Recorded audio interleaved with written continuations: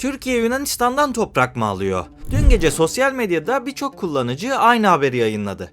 Bu fotoğraf anında viral oldu ve global hesaplar tarafından da yayınlandı. Bu paylaşımda geçen Lozan'da Yunanistan'a devredilmeyen 152 ada, adacık ve kayalık konusu Türkiye'de uzun yıllardır tartışılan bir mesele. Peki bu olayın temeli ne? Videoyu beğendiysen hemen anlatmaya başlıyorum. İlk olarak geçtiğimiz günlerde Milli Eğitim Bakanlığı tarih ve coğrafya müfredatında dikkat çeken kavram değişikliklerine gidildiğini duyurmuştu. Orta Asya yerine Türkistan, Ege Denizi yerine Adalar Denizi ifadeleri kullanılacaktı. İyi de ne alaka, niye bunu anlatıyorsun diyecekler olanlar için konumuz tam olarak da Adalar Denizi ile alakalı. Mesele Ege Denizi'ndeki bazı küçük ada, adacık ve kayalıkların egemenliğinin uluslararası anlaşmalarda açık şekilde belirtilmemiş olmasına dayanıyor. Bu tartışmanın kökeni ise geçmişte yapılan büyük anlaşmalara uzanıyor. Birincisi 1912 Uşa Anlaşması ve Balkan Savaşları. 1911-1912 Trablusgarp Savaşı sırasında İtalya Osmanlı'ya baskı kurmak için 12 adayı işgal etmişti. Aynı dönemde Balkan Savaşları başladı ve Osmanlı Ege'deki kontrolünü büyük ölçüde kaybetti. Sonrasında Midilli, Sakız, Sisam, Limni gibi büyük adalar Yunanistan'ın kontrolüne geçti. Ama o dönemde yüzlerce küçük kayalık ve adacığın statüsü tek tek belirlenmemişti. Yani bu topraklar aslında sahipsiz kaldı denilebilir. Ama asıl kritik nokta ise 1923 yılında imzalanan Lozan Anlaşması'ydı. Çünkü bu anlaşmayla Türkiye Cumhuriyeti'nin sınırları çizilmişti. Lozan'ın Ege ile ilgili maddelerinde bazı adalar açıkça Yunanistan'a bırakılmıştı. Türkiye kıyısına 3 milden yakın adaların Türkiye'de kalacağı belirtilmişti. İtalya'nın elindeki 12 adanın statüsü ise ayrıca tanımlanmıştı. Ancak problem şuydu: Lozan'da bütün ada ve kayalıkların ismi tek tek listede yazılmıyordu. Bu yüzden Türkiye yıllar içinde şu argümanı geliştirdi: anlaşmada açık şekilde devredilmeyen küçük ada ve kayalıkların egemenliği otomatik olarak Yunanistan'a geçmedi. İşte 152 ada söylemi de bu yorumdan doğdu. Mesela Kardak krizi ve gri bölgeler meselesini biraz derinleştirelim. Konu özellikle 1996'daki Kardak krizi sonrasında büyümüştü. 25 Aralık 1995 tarihinde Yunanistan ile Türkiye arasında Figen Akat isimli Türk bandıralı kargo gemisinin Kardak kayalarında karaya oturması sonucu Türk ve Yunan kurtarma ekipleri arasında anlaşmazlık çıktı. Böylece iki ülke resmen savaşın eşiğine geldi. Türkiye'nin tezine göre Kardak'ın Yunanistan'a ait olduğuna dair açık bir uluslararası anlaşma yoktu. Dolayısıyla egemenlik tartışmalıydı. Bu olaydan sonra Türk dış politikası içinde gri bölgeler kavramı ortaya çıktı. Yani egemenliği açık şekilde belirlenmemiş ada ve kayalıklar. Bu durumun benzer örneklerini aslında tüm dünyada görebilirsiniz. Mesela Avrupa'nın tam ortasında Liberland diye bir bölge var. O toprak ne Hırvatistan'a ne de Sırbistan'a ait. Yani hiçbir ülkeye ait değil. Aynı şekilde Sudan ve Mısır arasında da Bir Tavil diye bir bölge var. Evet, bu bölge ülkesiz ve sahipsiz olarak duruyor. İşte Türkiye ve Yunanistan arasında kalan bu adacıklarda da böylesine bir sorun yaşanıyor. Türkiye'nin yıllardır savunduğu pozisyon şu: Ege'deki bazı coğrafi noktaların egemenliği hukuken tartışmalıdır. Yunanistan'ın hepsi bana ait yaklaşımı otomatik olarak kabul edilemez. Yunanistansa bizlerin tam tersini savunuyor. Lozan ve sonraki anlaşmaların tüm Ege'yi hukuken netleştirdiğini iddia ediyor. Ama pek de haklı sayılmazlar. Gelelim 152 ada konusuna. Bu sayı nasıl ortaya çıktı ve nereden geliyor? Aslında bu sayı resmi ve uluslararası kabul edilmiş sabit bir liste değil. Türkiye'de bazı emekli askerler, akademisyenler ve strateji çevreleri Lozan Anlaşması'nda açık devri yapılmadığını düşündükleri ada ve adacıkları sayarak yaklaşık 152 olarak tanımladılar. Ama bu sayı evrensel hukukta resmileşmiş değil. Türkiye Cumhuriyeti'nin yayımladığı bağlayıcı bir 152 ada listesi bulunmuyor. Öte yandan uluslararası toplumda bunu ayrı bir statü olarak tanımıyor. Yani eğrisiyle doğrusuyla işin özü kısaca böyle.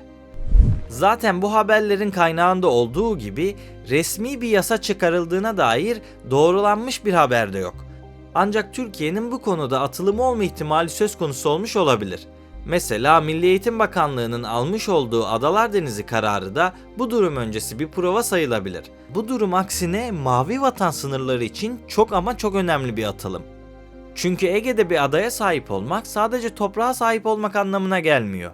Aynı zamanda denizin altına da sahip olmak anlamına geliyor. Oradaki petrol, doğalgaz, hatta balıkçılık alanları, deniz ticaret yolları ve hatta askeri kontrol ve milyarlarca dolarlık enerji koridorları anlamına geliyor. Dolayısıyla bir kayalık bazen küçük görünebilir ama uluslararası hukukta o kayalığın etrafındaki yüzlerce kilometrelik deniz alanını etkileyebilir. Bunu Çin de, Amerika Birleşik Devletleri de, Japonya'da yapıyor. Her bir ülke bu küçücük adaları hayatta tutmak için, onların batıp yok olmaması için milyonlarca dolarlık yatırımlar yapıyor. Özellikle Çin dediğimiz ülke Güney Çin denizinde yapay adalar inşa ediyor. Japonya ise okyanusların içini doldurarak havalimanları yapıyor. Bugün Fransa'nın bile deniz aşırı bölgelerinde adaları var. Dolayısıyla bugün Türkiye'nin Mavi Vatan doktrini tam olarak bu düşüncenin üzerine kurulu olmalı. Dolayısıyla ben şahsım adına bu yönde atılacak olası bir adımı Mavi Vatan sınırları için çok önemli bir kazanım olarak yorumluyorum. Fakat Türkiye'nin Ege'de tartışmalı olduğu düşünülen ada, adacık ve kayalıklar üzerinde fiili egemenlik kurmaya çalışması teoride sadece haritaya birkaç nokta eklemek anlamına da gelmiyor. Bu durum askeri, diplomatik, ekonomik ve enerji açısından çok büyük sonuçlar doğurabilir. Gelin biraz da bunları tartışalım. Öncelikle bu toprak tartışmaları genelde çok uzun yıllara dayanan ve anlaşması kolay olmayan unsurlar. Fakat buna rağmen bu adacıkları istemek uzun vadede Ege'nin deniz haritasını değiştirebilir. Çünkü bir ada karasuyu, kıta sahanlığı, münhasır ekonomik bölge üretebilir. Türkiye'nin yıllardır savunduğu tezlerden biri de elbette şu: Yunanistan'ın Anadolu kıyılarına çok yakın küçük adaları kullanarak devasa deniz alanları üretmesi hakkaniyetli değil. Eğer Türkiye bazı tartışmalı noktalar üzerinde egemenlik kurarsa, özellikle Doğu Akdeniz ve Ege'deki enerji denkleminde Türkiye'nin eli oldukça güçlenecek. Ama bu durum Atina açısından toprak ihlali olarak yorumlanabilir. Böyle bir şey söz konusu olursa Yunanistan büyük ihtimalle NATO, Avrupa Birliği, Birleşmiş Milletler üzerinden yoğun diplomatik baskı kurmaya çalışacak. Kaldı ki Trump'ın NATO'yu dağıtma tehditleri ve Avrupa Birliği'nin Türkiye karşıtlığı söz konusuyken bu da Türkiye için başka sorunları gün yüzüne çıkaracaktır. Ama Türkiye bu durumlara da hazırlıklı gibi duruyor.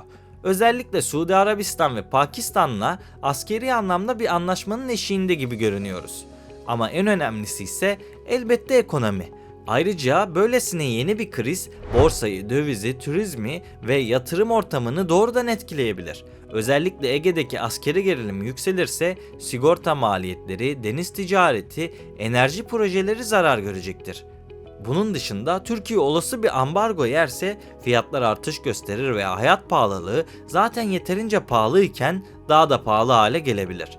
Lafın özü, Türkiye topraklarını istemekte haklı mı? Evet, bence haklı. Ama uluslararası hukuk kısmı çok karmaşık ve zaten en kritik mesele de bu.